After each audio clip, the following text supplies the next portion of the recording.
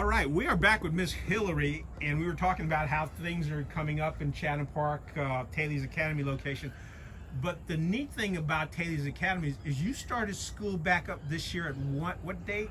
We did. We started school for in-person and virtual students on July 20th of this year. All right, so you've been operating, let's say, July, August, September, 4 months, while all this COVID stuff is going on. Yes. And we were just talking about that. There's been a couple cases, but the coronavirus cases have been a student and a staff member who contacted it off-site. But let's talk about how you decided to go through the process of deciding to open up in person as well as virtual, and what kind of precautions you've taken when you ran into those two situations, how you reacted to that situation, and can you let parents and other folks just know about how you're handling the entire situation and being able to successfully conduct in-person teaching?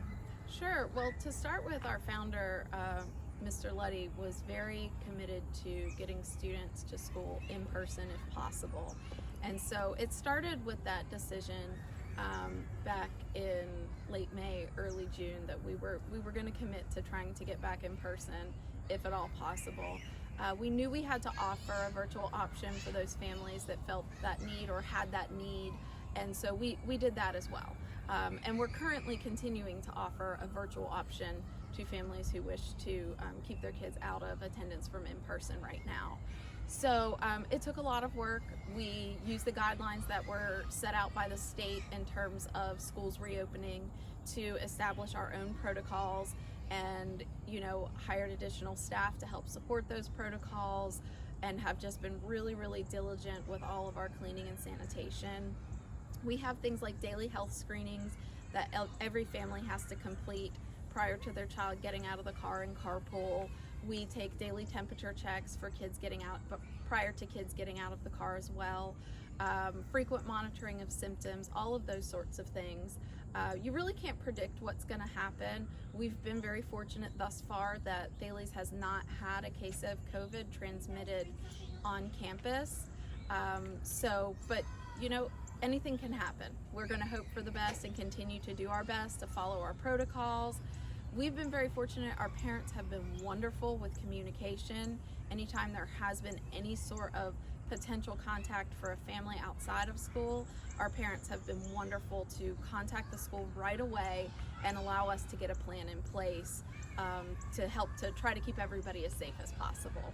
So it sounds like an important component of this is communication with you and the parents. 100%. And it sounds like a two-way communication? Yes, 100%. Our parents have been amazing with that, because we don't know what's going on outside of the school. And so if a parent has had maybe a possible direct contact, even if they're not sure, they're typically calling the school, calling the administrator, letting us know so that we can start to plan and take every precaution necessary. All right, and how are the students reacting to the in-person? What kind of guidelines do they have set up as a student? Sure, so we do have some social distancing taking place in our schools. So desks are spaced apart. We are limiting the amount of class changes that the students have.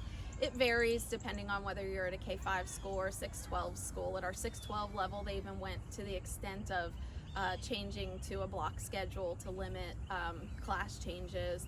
We have individuals frequently moving around the building. We've hired people to clean for us throughout the school day. So like I said, students are spaced out. Masks are required for students who are ages 12 and older, though we do encourage them for younger students, and some younger students do wear them. Our teachers wear masks all day as well. We have frequent sanitation taking place in the classroom. Students have really adjusted well. In the beginning, we were kind of reteaching them how to walk in line and what this looks like, but kids catch on very quickly and they get it. It's simple things like if you can touch the person next to you, you're too close to them. So lots of reminders, lots of reinforcement on that level, just making it really down to earth for the kids as much as possible. And folks, I just want to let you know during this interview, I am not touching anyone, so we're socially distanced here.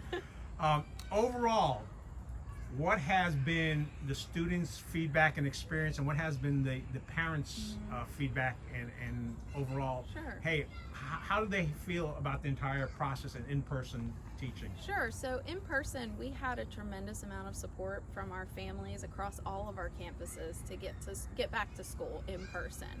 And we knew that Mr. Luddy was aware that families wanted their kids in school.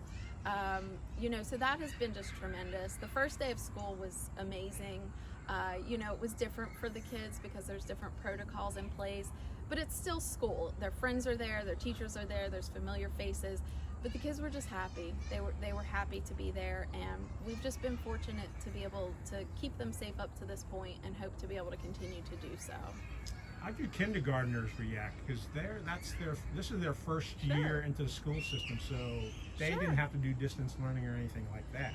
No, and the great thing about the kindergarten students is we're teaching them what it looks like to be a student. So this is really all they know, and you teach every little single piece of the school day and what that looks like. And it looks a little different this year. We don't sit on the carpet and have carpet time this year. That's okay. We still have great learning experiences, but really for a kindergartner, they don't know any different. They think this is always how you walk in a line and always how you sit in a classroom. So. And the parents' reaction to this?